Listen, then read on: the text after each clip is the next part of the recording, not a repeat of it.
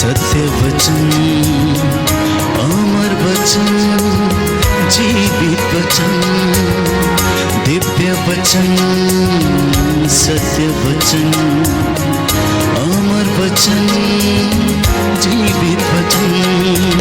साई दा बामा बनी दा बामा बगरे सा निरे सा निरे सा निरे सा निरे सा। दिव्य वचन, सत्य वचन, अमर वचन, जीवित वचन, दिव्य वचन, दिव्य वचन।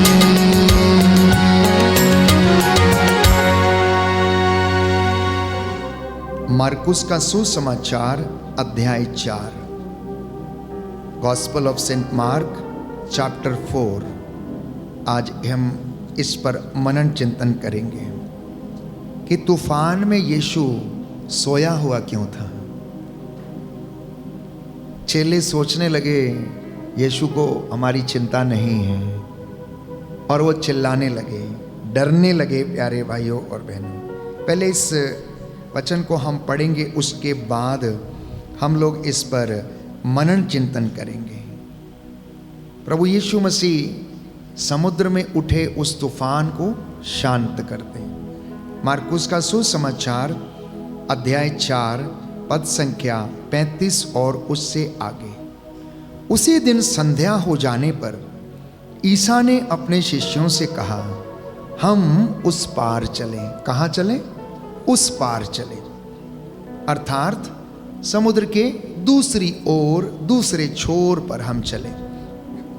लोगों को विदा करने के बाद शिष्य ईसा को उसी नाव पर ले गए जिस पर वे बैठे हुए थे। दूसरी नावें भी उनके साथ चलीं। उस समय एकाएक झंझावत उठा। लहरें इतनी जोर से नाव से टकरा रही थीं कि वह पानी से भरी जा रही थी। ईसा दुम्बाल में तकिया लगाए सो रहे थे। शिष्यों ने उन्हें जगाकर कहा, गुरुवर, हम डूब रहे हैं, क्या आपको इसकी कोई चिंता नहीं?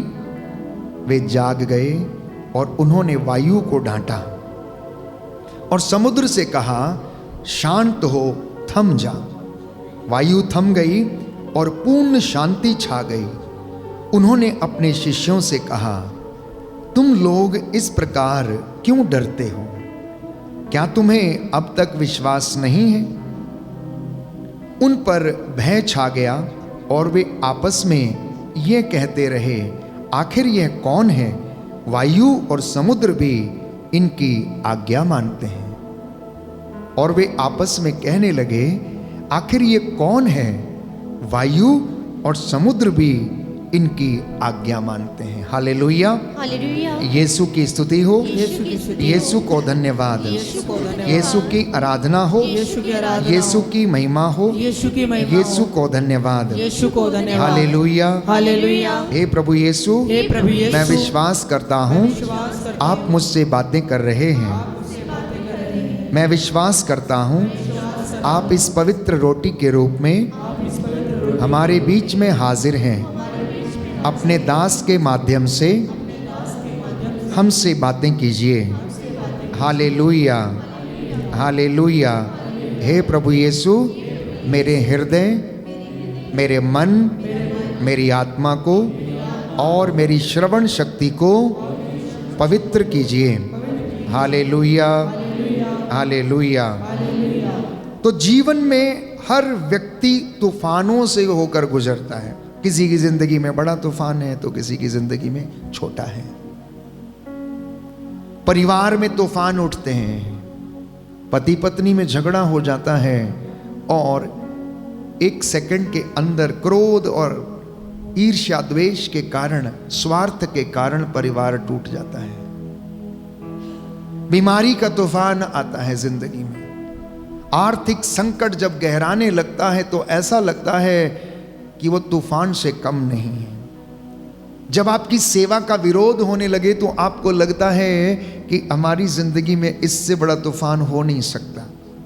मानसिक संघर्ष जब आप करते हैं तो एक तूफान आपकी जिंदगी में होने लगता है, और जब आपकी प्रार्थना का उत्तर नहीं मिलता तो तब तो ऐसा लगता सब कुछ समाप्त हो गया।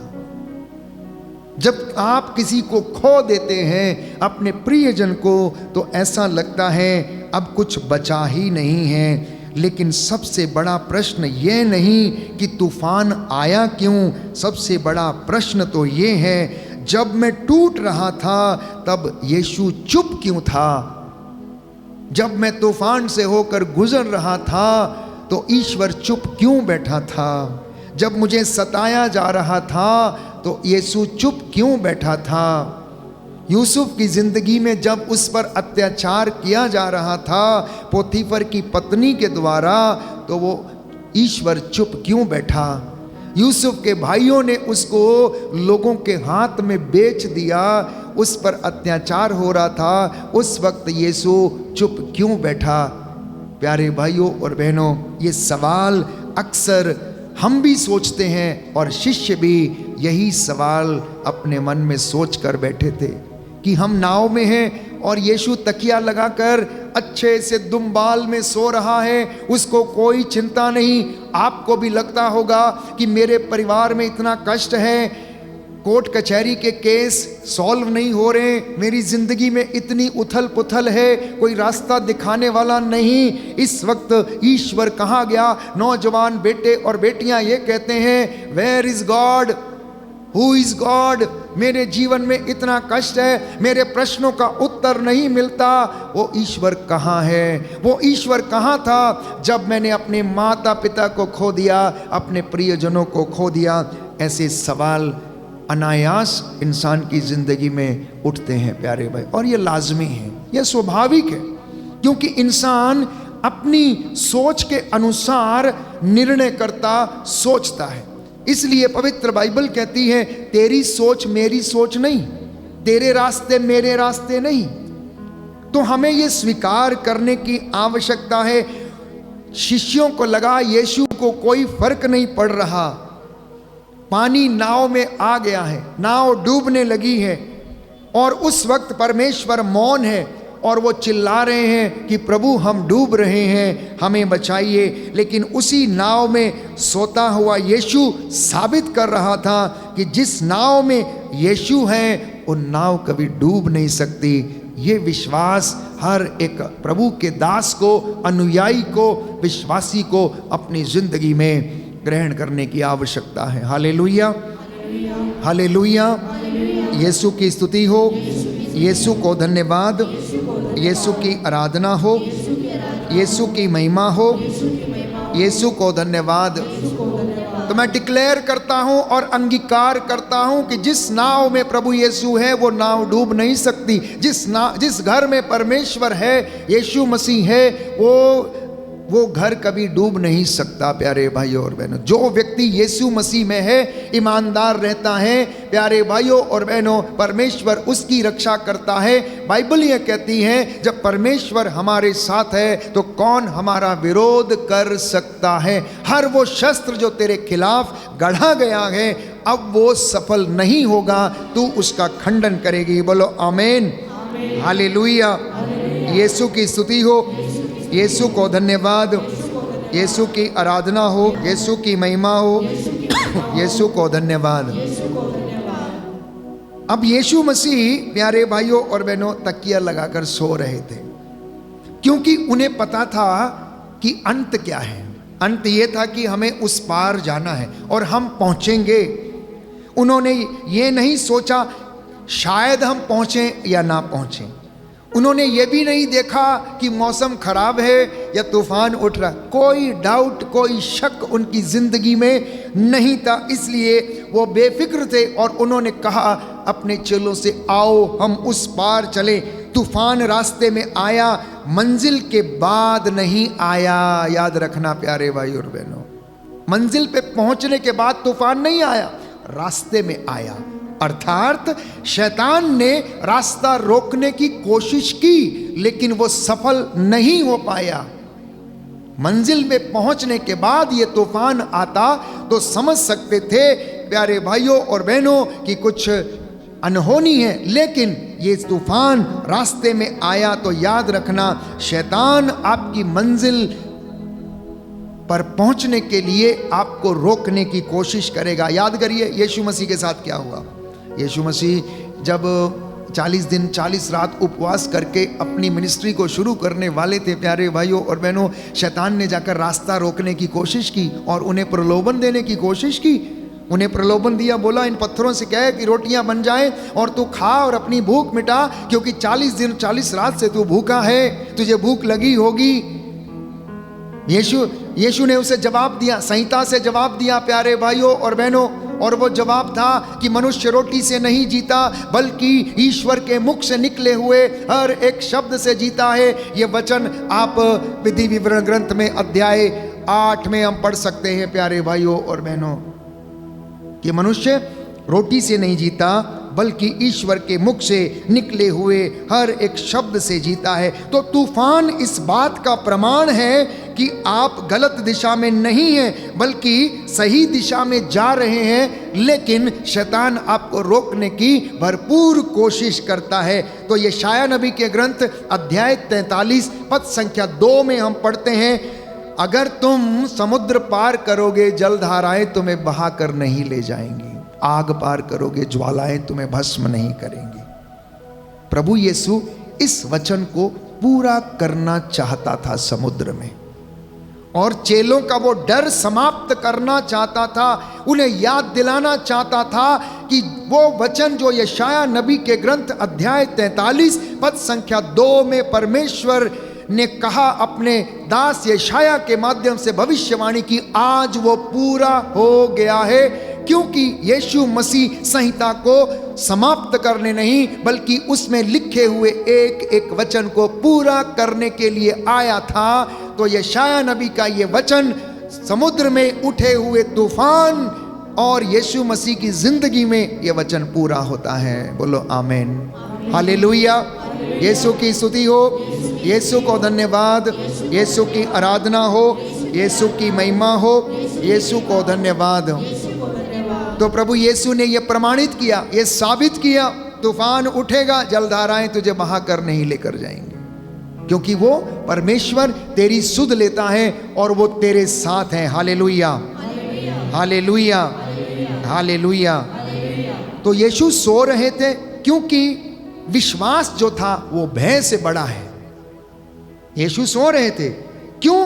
क्योंकि विश्वास भय से बड़ा है। मार्कुस के सुसमाचार अध्याय 4 पद संख्या 40 में पढ़ते हैं, तुम क्यों डरते हो, क्या तुम्हें अब तक विश्वास नहीं? यीशु ने अपने चेलों से सवाल किया, why are you frightened, don't you believe till now, क्या अभी तक तुम विश्वास नहीं करते हो?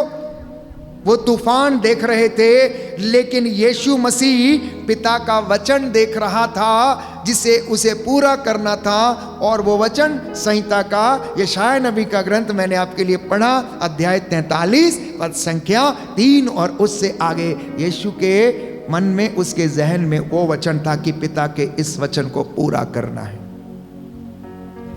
एक क्रांतिकारी सत्य, रेवोल्यूशनरी ट्रुथ ये है, डर तब पैदा होता है जब हम तूफान को यीशु से बड़ा मान लेते हैं, जब हम दुख को ईश्वर से बड़ा मान लेते हैं, जब हम किसी भय को ईश्वर से बड़ा मान लेते हैं। तो आज कई विश्वासी डरते हैं वचन को अंगीकार करने से, सुसमाचार का प्रचार करने से, बीमारी से डरते हैं, भविष्य से डरते हैं कि भविष्य में क्या होगा, इसलिए वो रिस्क लेने से भी डरते हैं, लोगों की बातों से डरते हैं। लेकिन विश्वास ये कहता है, यदि परमेश्वर मेरे साथ है तो कौन मेरा विरोध कर सकता है? बोलिए आमीन, हालेलुया। हे प्रभु यीशु, मैं विश्वास करता हूँ जब आप मेरे साथ हैं तो कौन मेरा विरोध कर सकता है? मुझे आशीष दीजिए जिससे कि मैं विश्वास में दृढ़ बन जाऊं। Hallelujah, hallelujah, hallelujah.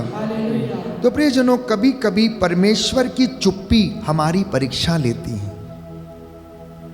कभी कभी परमेश्वर की चुप्पी, the silent of God is to test your faith.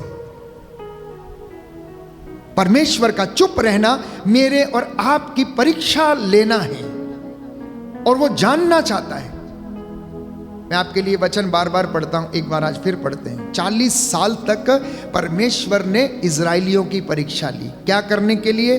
उनका मनोभाव जानने के लिए, उनके विचारों को जानने के लिए कि क्या वे लोग ईश्वर की आज्ञा को मानते हैं या नहीं मानते हैं, उस पर चलते हैं या नहीं चलते हैं। इसलिए पवित्र बाइबल विधि विवरण ग्रंथ अध्याय 8 book of Deuteronomy chapter 8 verse 2 onwards, जिसके पास बाइबल है वो खोलें और मेरे साथ इस वचन को पढ़ना। मरुभूमि में इन 40 वर्षों की वो यात्रा याद रखो जिसके लिए तुम्हारे प्रभु ईश्वर ने तुम लोगों को बाध्य किया था। उसने तुम्हें दीनहीन बनाने के लिए ऐसा किया, तुम्हारी परीक्षा लेने के लिए, तुम्हारे मनोभावों का पता लगाने के लिए, और इस प्रकार यह जानने के लिए कि तुम उसकी आज्ञाओं का पालन करते हो या नहीं। उसने तुम्हें त्रस्त किया, भूखा रखा और फिर तुम्हें मन्ना भी खिलाया, जिसे ना तुम जानते थे और ना तुम्हारे पूर्वज ही। इससे उसने तुमको यह समझाना चाहा कि मनुष्य रोटी से ही नहीं जीता, वह ईश्वर के मुख से निकलने वाले हर एक शब्द से जीता है। इन 40 वर्षों में ना तुम्हारे पहने हुए वस्त्र जर्जर हुए और ना तुम्हारे पांव सूजे। 40 ईयर्स, इंसान की जिंदगी की आधी उम्र परमेश्वर क्या करता रहा? उनकी परीक्षा लेता रहा। क्या करने के लिए? जानने के लिए, पता लगाने के लिए कि क्या ये व्यक्ति, क्या ये प्रजा सच्ची है, क्या ये मुझे प्यार करती है, क्या इसके मनोभाव अच्छे हैं। बाइबल कह रही है उनका पता लगाने के लिए। देयरफॉर आप लोग जो मेरे साथ जुड़े, जो वचन सुन रहे हैं, हो सकता आपके जिंदगी में आशीषें लेट आ रही हैं, आपको न्याय देर से मिल रहा है, आपकी कमाई में आशीष नहीं हो रही। The Lord is testing you right now my dear brothers and sisters.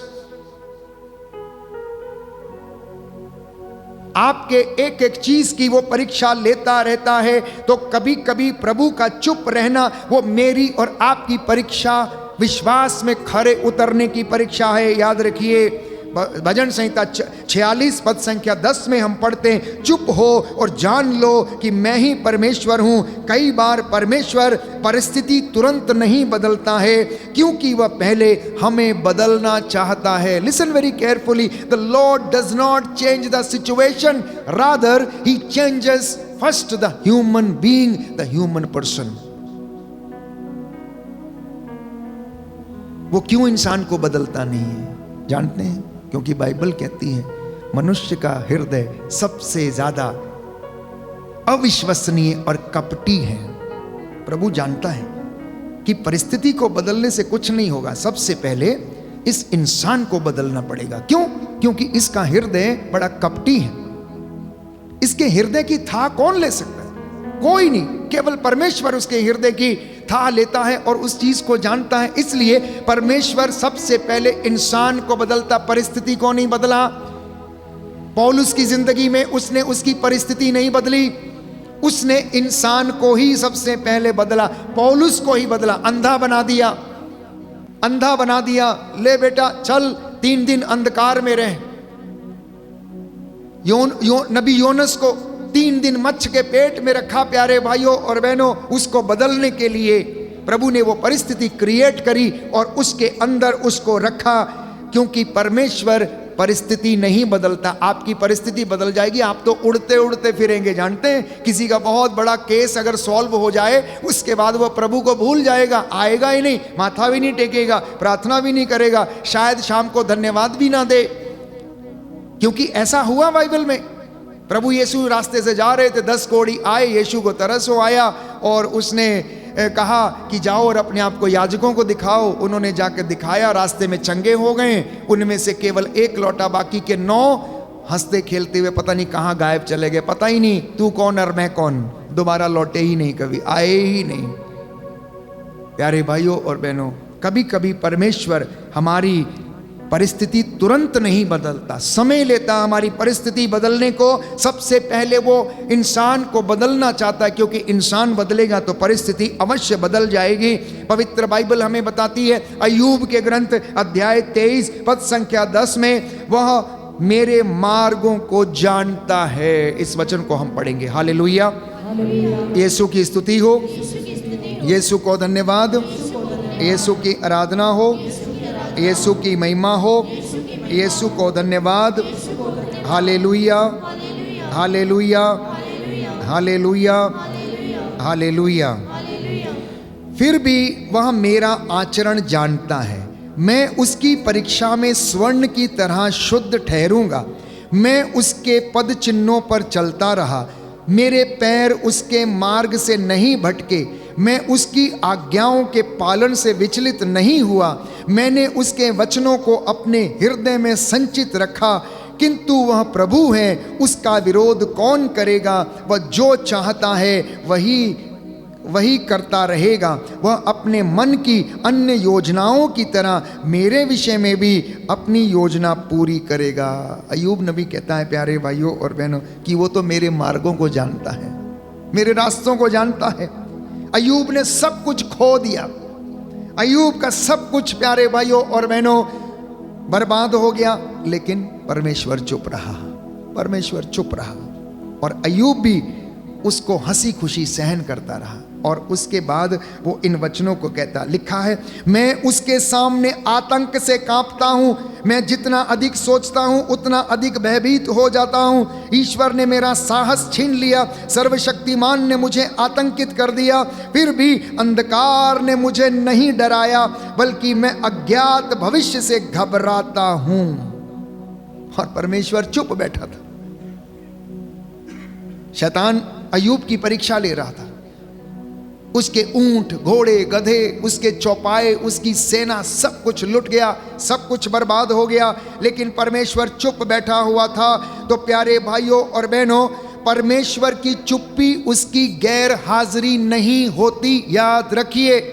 The silence of God is not absence of God from the life of the human beings और द पर्सन। मतलब परमेश्वर की चुप्पी उसकी गैर हाजिरी नहीं होती। तूफान शिष्यों को प्रकट करने के लिए आया था, याद रखिए। अब एक सवाल हमारी जिंदगी में आ सकता कि ये तूफान उठा ही क्यों? जब यीशु साथ में था तो यीशु तूफान उठा क्यों? तूफान इसलिए उठा ताकि शिष्यों का अविश्वास प्रकट हो जाए और यीशु मसीह की और पिता की महिमा उस जगह पर उनके सामने प्रकट हो और वो उसे जाने और उसे पहचाने। तूफान यीशु को नहीं बल्कि शिष्यों को उजागर करने और प्रकट करने के लिए आया। जब संकट आया तो उनका डर बाहर आया, उनका छोटा विश्वास प्रकट हो गया। हमारी जिंदगी में भी ऐसा ही होता है। संकट आता है तो आपका जो डर है वो प्रकट होता है, आपका अविश्वास तुरंत प्रकट हो जाता है। वैसे प्रकट नहीं होगा तो संकट आपके अंदर की वास्तविक स्थिति को प्रकट करता है। प्रार्थना कितनी गहरी है आपकी, विश्वास कितना मजबूत है, परमेश्वर पर भरोसा आपका कितना ज्यादा दृढ़ है, तूफान आपकी जिंदगी में ये सारी चीजों को खोल देता है और प्रकट कर देता है। तो विधि विवरण ग्रंथ अध्याय 8 पद संख्या 2 मैंने आपके लिए अभी वचन पढ़ा था, ताकि वह तुझे नम्र बनाए और तेरी परीक्षा करे और तू उस परीक्षा में खरा उतरे। जैसे सोना आग में तपाया जाता और खरा निकलता है, वैसे ही इंसान को भी वो क्या करता, दुख की भट्टी में तपाता, जिससे कि मेरा और आपका विश्वास खरा निकले। हालेलुया, यीशु की स्तुति हो, यीशु को धन्यवाद, यीशु की आराधना हो, यीशु की महिमा हो, यीशु को धन्यवाद। Hallelujah, hallelujah, hallelujah. तो आधुनिक कलीसिया के लिए, मेरे और आपके लिए ये संदेश क्या, प्रभु आज के इस दिन में क्या बोलना चाहता है? आज लोग बड़ी इमारतें बनाते हैं, बड़े बड़े घर बनाते हैं, आलीशान बंगले बनाते हैं, लेकिन प्यारे भाइयों और बहनों उनका विश्वास बड़ा छोटा है। बड़े बड़े आलीशान बंगले हैं लेकिन उनकी जिंदगी में शांति नहीं है, नींद नहीं है। बड़े बड़े बंगले बना लिए लेकिन रहने के लिए लोग नहीं है उसमें। बच्चे बाहर विदेश में और पति पत्नी बुजुर्गी में उसमें पड़े रहते हैं, आया आकर देखभाल करती है। विडंबना कितनी ज्यादा है प्यारे भाई और बहनों। अपने माता पिता को छोड़कर लोग पैसा कमाने के लिए बाहर के देशों में जाते और वहां बुजुर्गों की देखभाल करते हैं, और अपने माता पिता घर में पड़े हुए उनकी देखभाल करने वाला कोई नहीं। कितनी विडंबना है।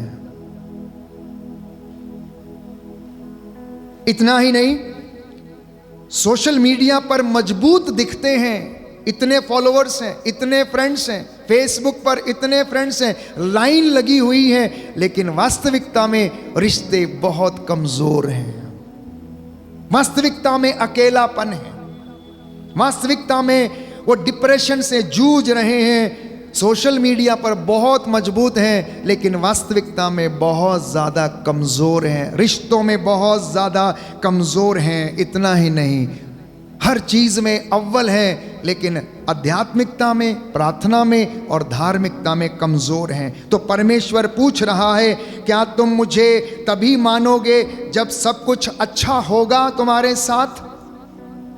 ये आज का सवाल प्रभु आपसे पूछना चाहता है। You will only accept me when everything is good in your life? When are you going to accept?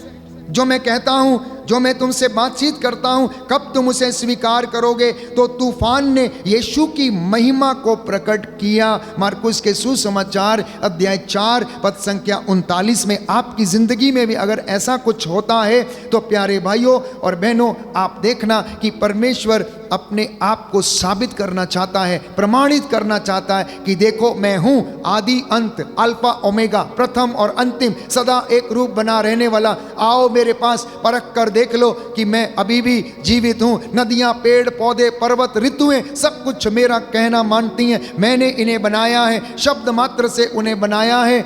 ये बाइबल इस बात को प्रमाणित करती है।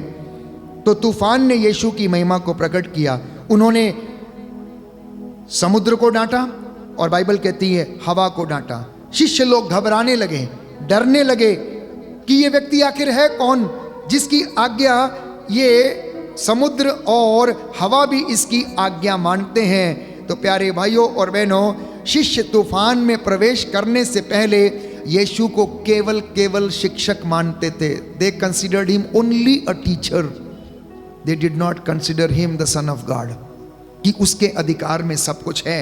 वो उसको समझ नहीं पाए, लेकिन तूफान के बाद उन्होंने अंगीकार किया यह कौन है। हवा और समुद्र भी इसकी आज्ञा मानते हैं। इसलिए आप लोग जो दुआ करते हैं, प्रार्थना में जाते हैं, किसी प्रचारक को सुनते हैं, किसी चंगाई प्रार्थना में भाग लेते हैं, हो सकता है आप यीशु मसीह को केवल एक वैद्य के रूप में या एक डॉक्टर के रूप में स्वीकार करते हो, तो आपका उद्धार नहीं होगा। जब तक कि आप मसीह को उद्धार करता ना जान लें, अंगीकार ना करें, तब तक हम में से कोई भी उद्धार ना पाएगा। तो पवित्र बाइबल प्यारे भाइयों और बहनों हमें बुलाती है और आमंत्रित करती है कि प्रभु में हम अपना विश्वास प्रकट करें और उसे अपना गुरु और प्रभु स्वीकार करें। आज बहुत से लोग यीशु को जानते हैं लेकिन उस पर भरोसा नहीं करते। तो एक अंतिम जो संदेश प्रभु आपको देना चाहता है वो ये है कि तुम किसी भी तूफान से गुजर रहे हो, तुम्हारा विश्वास न टूटे, मुझ पर भरोसा रखो, मैं तुम्हारे साथ हूँ। तो सोता हुआ यीशु भी प्यारे भाइयों और बहनों घबराए हुए शिष्यों से अधिक शक्तिशाली है। Even the sleeping God is more powerful than your situations, your sin, your problems, और आपकी हर एक परिस्थिति से भी ज़्यादा महान और बड़ा सोता हुआ परमेश्वर भी। लेकिन बाइबल ये कहती है इज़राइल का ईश्वर कभी सोता नहीं है, झपकी नहीं लेता है। वो झपकी नहीं लेता है। जैसे एक माँ बच्चे के साथ जागती है, परमेश्वर अपनी प्रजा के साथ जागता है। जैसे पानी दिन रात नदी के किनारे से टकराता रहता है, कल कल कर की आवाज़ चलती रहती है, नदियाँ लगातार बहती रहती हैं, वैसे ही पानी जैसे किनारों के साथ जागता है, परमेश्वर अपनी प्रजा, अपने बच्चों और सृष्टि के साथ जागता है।